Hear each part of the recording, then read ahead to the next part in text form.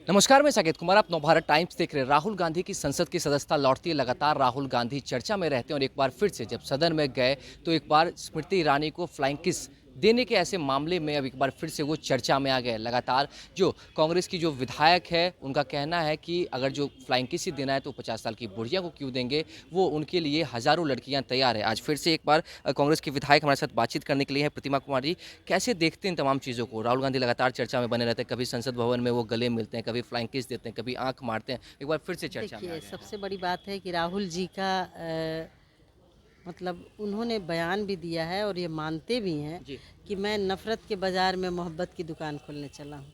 और जो राहुल जी का जो आचरण है, जी। जिस परिवार से वो आते हैं, उनका परिवार शहादतों के नाम से जाना जाता है। जी। उनकी दादी, उनके पिताजी ने देश की एकता और अखंडता के लिए अपनी जानों की आहुति दी है। और आज तक राहुल जी पर व्यक्तिगत कोई आरोप नहीं लगा है, किसी तरह का कोई आरोप नहीं लगा जी। है। और स्मृति ईरानी जी, जिनका चाल चरित्र चेहरा पूरा दुनिया जानता है, वो अपनी ही सहेली के पति से शादी कर ली, बसा बसाया घर उजाड़ दी। जी। वो राहुल जी पे आरोप लगा रही जिसका कोई फुटेज नहीं है, जिसका कोई प्रमाण नहीं है। और उन्हीं को क्यों दिखता है भाई?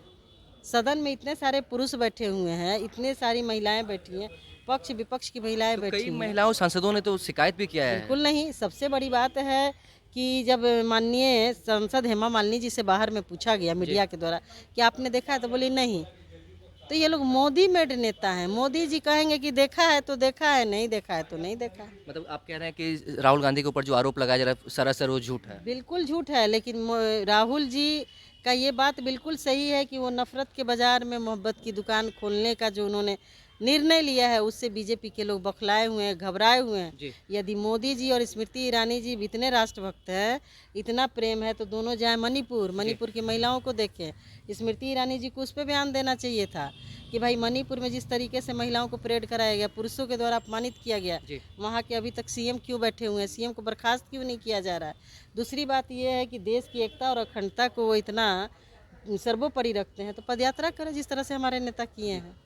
प्रतिमा जी, ये बताइए, जिस तरीके से नीतू सिंह ने कहा था कि 50 साल की बुढ़िया को क्यों फ्लाइंग किस देंगे, हज़ारों लड़कियां राहुल गांधी के लिए तैयार है, क्या उनका ये जो बयान उन्होंने दिया वो आप सही मानते हैं? भाई बिल्कुल सही मानते हैं, उसमें बुराई क्या है?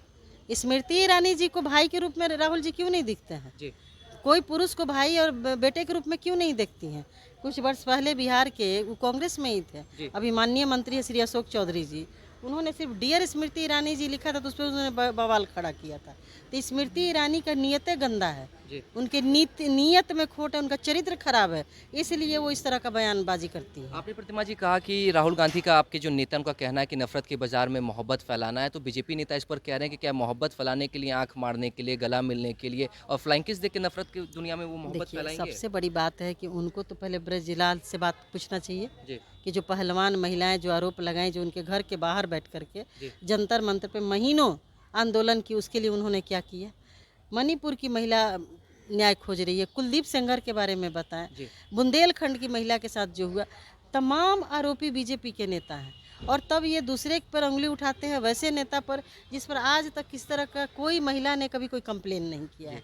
और अब ये राहुल जी पर आप आरोप लगाइएगा, तो कहा जाता है ना कि आसमान की तरफ मुंह करके थूकिएगा तो आपका मुंह गंदा होगा। एक आखिरी सवाल रहेगा, जिस तरीके से राहुल गांधी ने जो किया है, बीजेपी नेताओं का कहना है कि ये बिल्कुल भी संसदीय नहीं, असंसदीय आचरण जो है उनका, और कांग्रेस के जितने नेता हैं, चाहे वो बिहार के नेता हों चाहे देश के नेता हों, उनको आचरण का पाठ पढ़ना चाहिए। क्या लगता है आप लोगों को आचरण का पाठ पढ़ने की जरूरत है? देखिए, कांग्रेस के नेता को क्या करना चाहिए वो तो देश की जनता तय करेगी। जी। और राहुल जी का पदयात्रा, जो उन्होंने 5,000 किलोमीटर का पदयात्रा कन्याकुमारी से कश्मीर तक किया है, जी।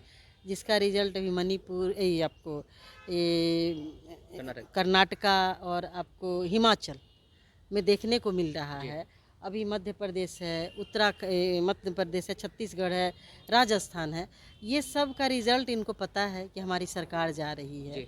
हमारा ज़मीन खिसक चुका है। इस वजह से घबराए हुए हैं, बौखलाए हुए हैं। हिम्मत है तो मणिपुर के मुख्यमंत्री को बर्खास्त करें, मणिपुर पर चर्चा करें, मणिपुर की बात करें, तब जा कर के हम समझेंगे कि इनके अंदर हिम्मत है। और हिम्मत है तो मोदी जी, राहुल जी जैसा पदयात्रा करके दिखाएं। जी। चलिए ठीक है। तो देखिए हमारे साथ मौजूद थी कांग्रेस की विधायक प्रतिमा कुमारी। जिस तरीके से राहुल गांधी एक बार फिर से चर्चा में बने हुए, ऐसा जो है कई सारे महिला सांसदों का जो बीजेपी के उनका कहना है कि, और उन्होंने शिकायत किया है कि राहुल गांधी स्मृति ईरानी को फ्लाइंग किस दे रहे थे। अब इस पर साफ तौर से प्रतिमा कुमारी ने कह दिया कि इस तरह की कोई बात नहीं है। स्मृति ईरानी जो है लगातार वो बस चर्चा में बने रहने के लिए ऐसे ही झूठा आरोप लगा रही है, और राहुल गांधी ने जो काम किया है वो देश देख रहा है। जिस तरीके से पैदल यात्रा किया, अगर है हिम्मत तो बीजेपी के नेता भी पैदल यात्रा करें और जो जनता है उनका प्यार जीते। इस खबर में इतना ही। नोभा टाइम्स के साथ बने रहे। पटना से साकिब कुमार।